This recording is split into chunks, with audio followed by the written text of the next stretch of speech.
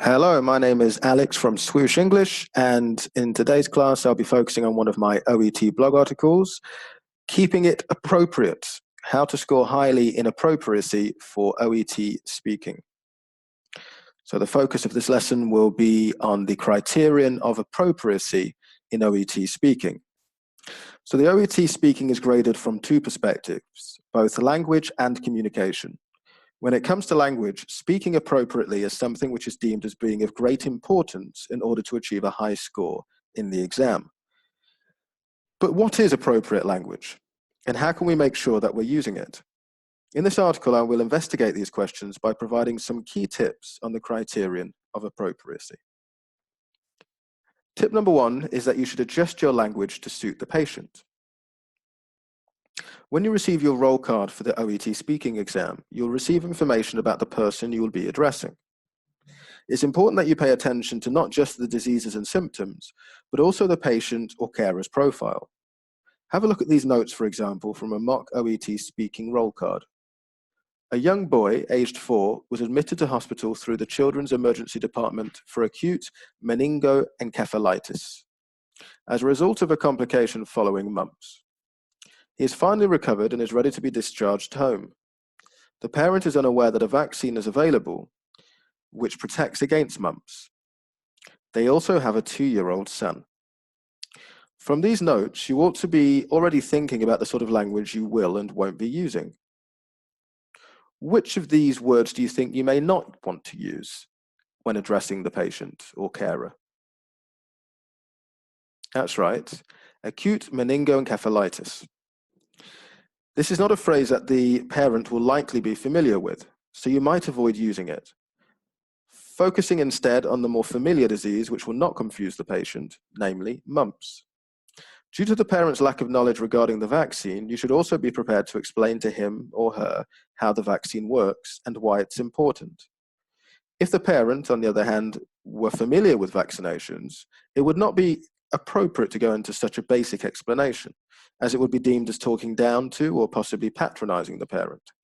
So the content of your response should relate to the background and profile of the person with whom you are conversing. Tip 2, be friendly but formal. It is of course important to show empathy as a medical practitioner and to be friendly and approachable in relation to your patients. However, appropriacy demands that you should use language which shows your professional demeanor. So it's a good idea to be friendly but formal in your role plays. Say good morning or good afternoon rather than hi, for example, when greeting your patient. Use indirect question forms and formal language such as, would it be possible for you to reduce your alcohol intake?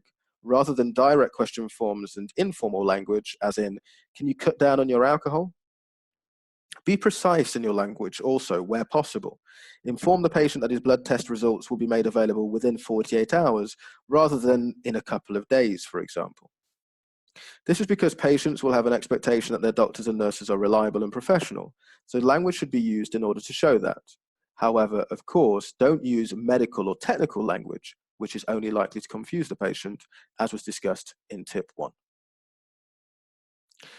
Tip 3, prepare yourself to deliver bad news. One of the most difficult things about being a medical professional, I would imagine, is having to deliver bad news.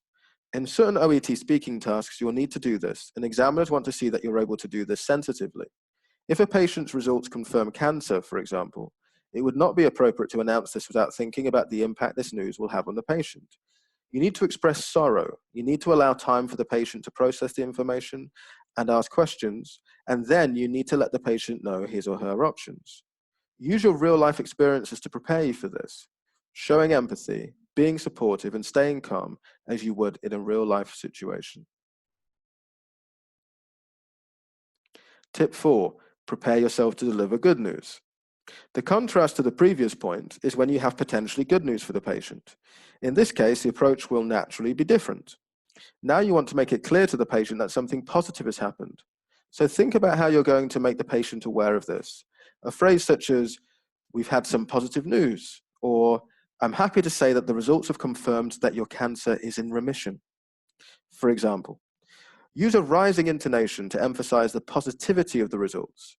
Remember, showing empathy relates to good news as well as bad news. And finally, be measured in your approach. Sometimes your patients are going to ask you questions which you cannot give a definite answer to. For example, if a patient asks you whether they will have to have hip surgery and you haven't yet conducted a scan on the affected area, in these cases, it's important to balance your response.